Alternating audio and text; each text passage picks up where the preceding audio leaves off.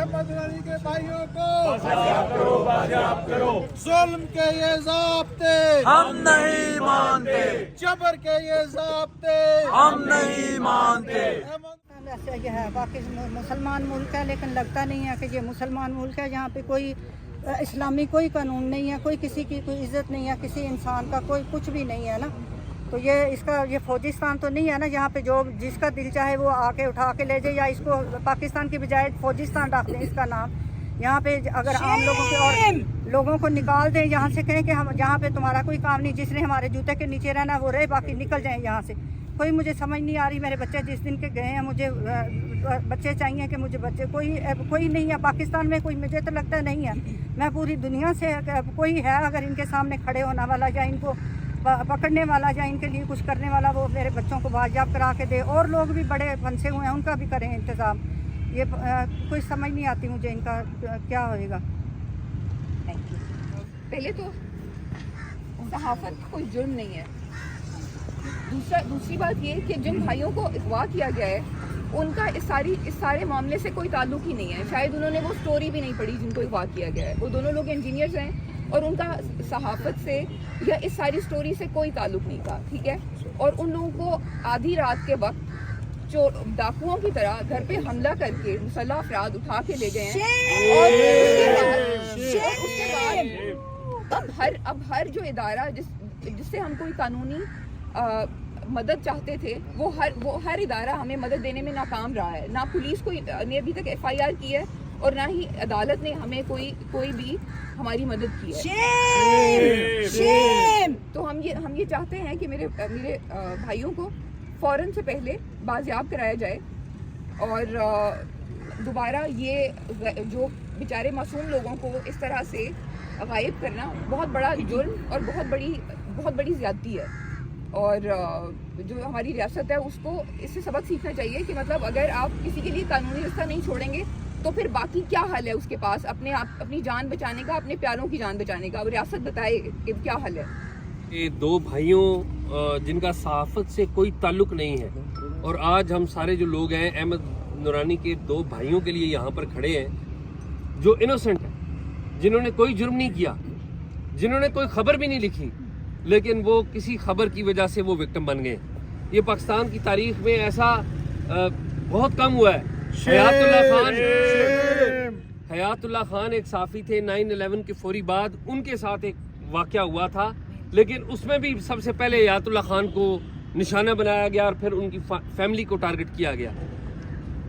جو ان کے بھائیوں کے ساتھ ہوا ہے، بوڑھی ماں اور یہ بہن جو ہے ان کے سامنے تشدد کر کے اٹھا کے گھر سے لے کر گئے ہیں، اور آدھی رات کو جب یہ سارا واقعہ ہوا تو میں اس رات کو جب آنٹی جی سے ملا تو میں خود ڈسٹرب ہو گیا کہ ایک ماں ہے، اور انہوں نے مجھے جو بات بتائی مجھے آج تک میرے کانوں میں گونج رہی ہے۔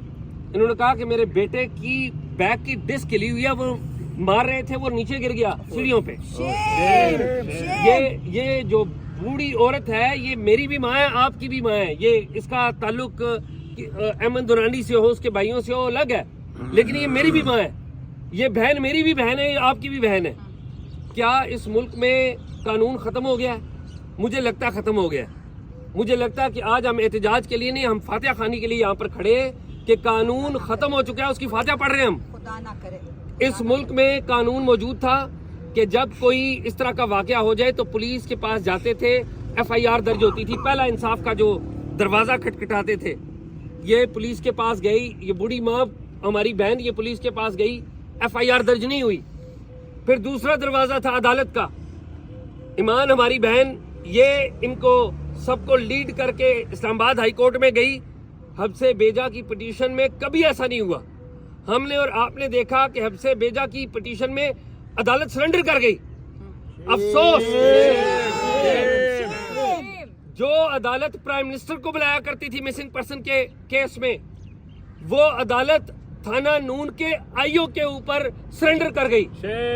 اس IO نے اور اس SHO نے آج آ کر بتایا کہ جی ابھی ہم تحقیق کر رہے ہیں، پرچہ درج ہوا نہیں ہوا، پرچہ ابھی تک درج نہیں ہوا۔ یہ تاریخ میں نہیں ہوا، یہ تو پاکستان کے ٹرائبل ایریا میں نہیں ہوتا تھا، یہ تو پاکستان کے جب بدترین حالات تھے, ٹیررزم عروج کے اوپر تھا, تب نہیں وہ ہوتا تھا. یہ آپ اسلام آباد کی بات کر رہے ہیں, یہ مجھے لگتا ہے اسلام آباد میں تو جو ٹرائبل ایریاز کے لاز ہیں اب وہ یہاں پر نافذ کر دیا آپ نے, اور یہ ظلم کر رہے ہیں اور بڑی زیادتی. اور اس سے بھی افسوسناک بات یہ ہے کہ میں یہ ضرور کہوں گا کہ بڑے کم مجھے جرنلسٹ نظر آئے ہیں, بڑے بڑے عہدے, ابھی ریسنٹلی الیکشن ہوا ہے, زیادہ جرنلسٹ آتے تو ہماری عزت ہوتی, اگلی دفعہ زیادہ آئیں, لیکن جو آئے ہیں یہ بھی ہزاروں پہ بھاری ہیں, ہزاروں پہ بھاری ہیں. تو میں صرف اتنا کہوں گا کہ سمپل ایک قانون کی بات ہے کہ 2 بچے جن کا کسی طرح سے کوئی تعلق ہی نہیں ہے, آپ نے ان کو اغوا کر دیا. یہ کل کلا میرے ساتھ بھی ہو سکتا ہے, کسی اور کے ساتھ بھی ہو سکتا ہے, آپ کے ساتھ بھی ہو سکتا ہے. اگر آپ کو یہ قبول ہے تو پھر ان کو اکیلا چھوڑ دیں, لیکن مجھے اور ہم سب کو قبول نہیں ہے, تو میرے خیال میں ہم سب کو قبول نہیں ہونا چاہیے. بہت شکریہ. آپ کا بہت شکریہ کہ اتنے کم ٹائم پہ کے نوٹس پر آپ سب ادھر اکٹھے ہوئے اس بہت امپورٹنٹ ایشو پر. میں صرف تھوڑی سی بات کرنا چاہوں گی جو آج اسلام آباد ہائی کورٹ میں پروسیڈنگز ہوئی تھی ان کے حوالے سے, کہ یہ بالکل ایک انپریسیڈنٹڈ چیز ہم دیکھ رہے ہیں اسلام آباد کے حدود میں, کہ ایک حبس بیجا کی درخواست 3 دن لگتے ہیں اس حبس بیجا کی درخواست لگنے میں.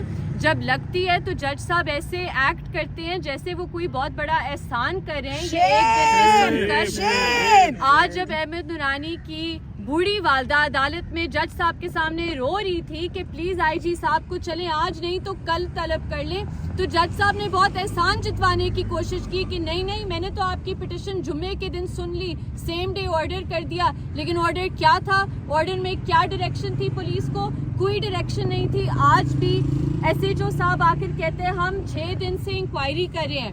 بھائی کون سی انکوائری ہوتی ہے کسی پرچے کے بغیر؟ سب کو انہوں نے بیوقوف سمجھا ہوا ہے, اور عدالت بھی سہولت کار بنی ہوئی ہے اغوا کاروں کی. ہم اس کی مذمت کرتے ہیں. ہم اسلام آباد ہائی کورٹ کی کورٹ پیکنگ اور مینجمنٹ کی مذمت کرتے ہیں جن کی وجہ سے لوگوں کے انسانی حقوق کی خلاف ورزیاں ہو رہی ہے. اور ہم ادھر اس پلیٹ فارم سے مطالبہ کرتے ہیں, آج کے احتجاج کے پلیٹ فارم سے, کہ فی الفور احمد نورانی صاحب کے 2 بھائیوں کو, حیدر اور علی کو, بحفاظت بازیاب کیا جائے, اور جو اغوا کار ہیں ان کے خلاف پہلے تو ان کی شناخت کی جائے اور پھر ان کے خلاف قانونی کارروائی کی جائے. بہت شکریہ. احمد نورانی کے بھائیوں کو آزاد کرو, بازیاب کرو, احمد نورانی کے بھائیوں کو بازیاب کرو, بازیاب کرو, احمد نورانی کے بھائیوں کو بازیاب کرو, بازیاب. میں یہی کہوں گی کہ مطلب اگر کسی بے گناہ کو کسی بھی وقت مطلب رات کے پہر کوئی آپ کے گھر پہ اٹیک کر کے اٹھا کے لے جائے, اور ریاست کے دارالحکومت میں سے, ایک ملک کے دارالحکومت میں سے نا, تو اور انہوں نے کوئی ان کا قصور نہیں ہو اور وہ اتنے قابل نوجوان ہو, ٹھیک ہے, تو اس کا مطلب ہے کہ پھر ہر انسان کو ڈر کے رہنا چاہیے, کیونکہ ہمارے پاس کوئی لیگل ریمیڈی بھی ابھی تک ہمیں یہ لگ رہا ہے کہ نہیں ہے, ٹھیک ہے. تو اس کا مطلب ہے کہ یہاں پہ کوئی بھی محفوظ نہیں ہے. تو بیسیکلی یہ ریاست مطلب یہ جو ایک ملک ہے نا, یہ ریاست نہیں کہلائی جانی چاہیے. کوئی کسی ڈیفینیشن پر یہ جو جگہ ہے یہ ریاست کے معنوں میں نہیں اترتی. اسٹوری کیا کہ اس حوالے سے ابھی تک آپ نے پڑھی؟ میں نے خود نہیں پڑھی, اور دوسری بات یہ کہ میرا انٹرسٹ نہیں ہے نا, میرا وہ نہیں ہے اس سائڈ پہ, نہ میرے بھائیوں کا تھا. وہ اس سے پوچھے نا, ہمارا اسٹوری سے کیا بندہ ہے. ابھی جو بھی ڈیبیٹ چل رہی ہے وہ ڈیبیٹ یہ ہے کہ 2 بے گناہ نوجوان رات کے 1 بجے گھر کے اندر مسلح حملہ آوروں نے اغوا کیے ہیں, ٹھیک ہے, اور ریاست کا کوئی ادارہ کوئی FIR درج کرنے کو تیار نہیں ہے. عدالتیں خوفزدہ ہیں کہ وہ کوئی آرڈر نکالیں گی تو وہ پورا نہیں ہوگا. مطلب ابھی اسٹوری یہ ہے, مطلب اس چیز سے میرا کوئی تعلق نہیں ہے نا. جی.